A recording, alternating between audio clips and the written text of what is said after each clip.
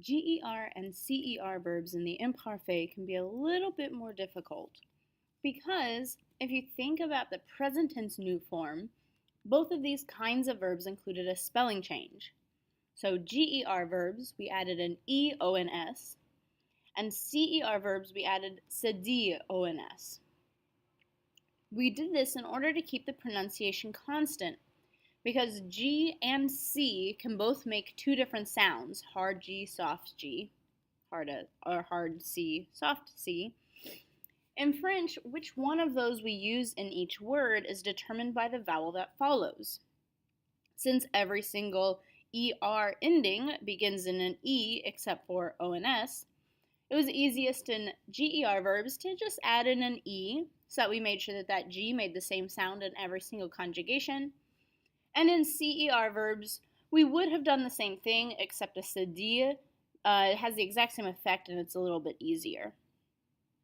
Well, now, when we think about the imparfait, we want to keep that same sound, but now we have two different vowels that begin our endings. A, AIS, AIT, AIENT, and I, IONS, IEZ.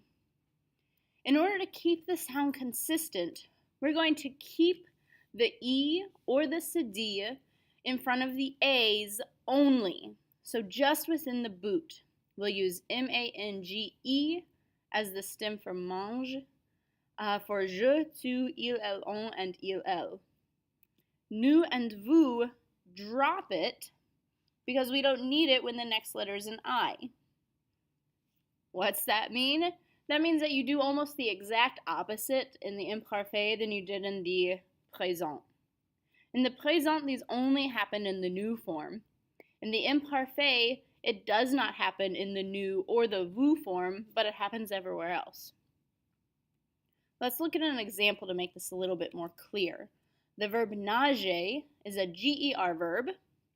Therefore, the stem is either NAGE or NAG. We're going to use the E form inside the boot. Je nageais, tu nageais, il nageait, il nageait.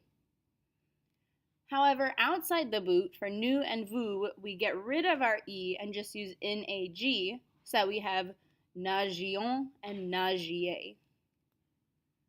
We'll do this exact same thing with CER verbs, only instead of having an E or not, you'd have a cedille inside the boot and no cedille outside of it.